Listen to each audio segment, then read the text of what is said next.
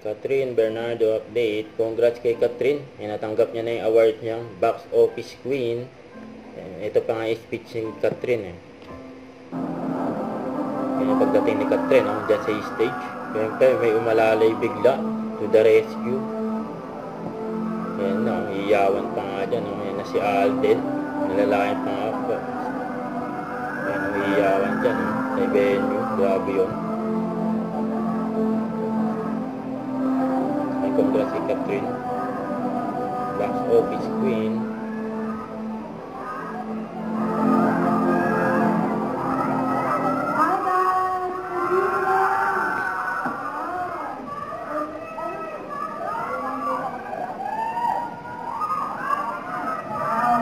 Good evening. What an honor to be here tonight. Magandang gabi po sa inyong lahat. So this wouldn't be possible without a very good girl. So I'd like to thank my Star Cinema family and the ABS-CBN family for entrusting this project to me despite all the challenges. To my bosses and to everyone, maraming salamat po sa tiwala. And I'd like to share this award to Peter San Vargas, the dearest Steve, or the actor. From the moment I changed your name in my contact after you met with you, I knew we would get along. I admire your hunger, your passion, and your vision for the Philippine film industry. I know I told you this so many times, but ulit-ulit na ako.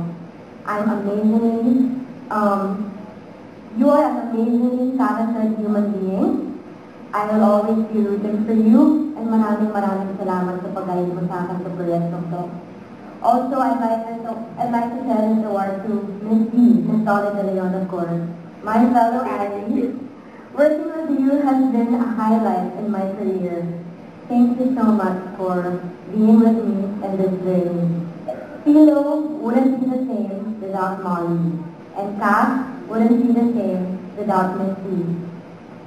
You will always have my respect. I miss you so much. Maraming salamat sa experience, sa learning, but most of all, thank you for the friendship. Sorry, mamilit na ako ng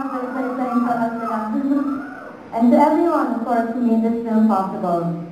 My cast, our staff, our crew, our DOPs, Noel Tihansi, our talented and hard-working writers headed by Ate Courtney Raimundo, our producers, Leo Marie, thank you so much for the never-ever ending guidance.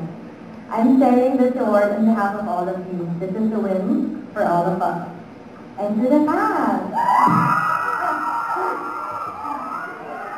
No,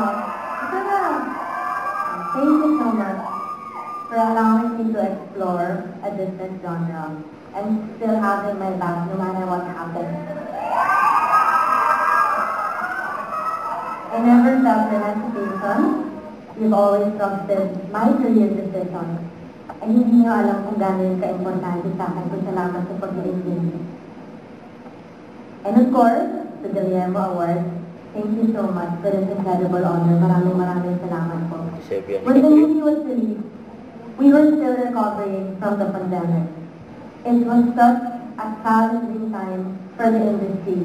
We didn't know kung ginawa namin would be enough to encourage the people to go back to the cinemas again. We didn't know if the audience would be ready for something new, something out of the box, like A Very Good Girl.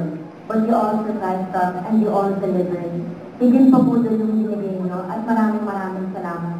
Sabi nga ni Philo, you guys are murderers because you killed it. Maraming salamat na unti-unti na pabalik natin yung mga tao sa sinihan at ang laking bagay ng A Very Good Girl. ABCG is a project that will always be close to my heart because of what it represents. A brave material about powerful women. It's about women who are not afraid to go after what they want and to fight for what is right. Hanggang sa matapos po namin i-film na ito, yung mga lessons na iniwan sa akin ito, I will be bringing them to my heart, to my life. Maraming salamat sa lahat ng lessons. And lastly, I'd like to acknowledge my fellow actors and the people behind the camera who share the same passion and goals. We are celebrating so many wins tonight. moment is proof that together we can keep the Philippines and mga alive. Maraming salamat po. Congrats kay Catherine, box office queen. Pagganap niya sa A Very Good Girl movie niya. Congrats.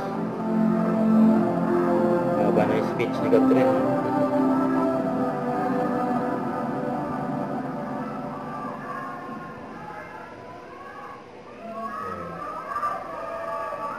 Congrats.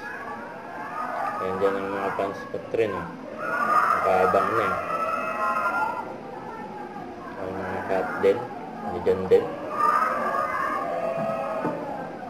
Congrats kay Catherine. Huwag kalimutan mag-subscribe, click ang notification bell for more update. Ito po ang Victoria Reaction Live. Bye guys, thank you for watching.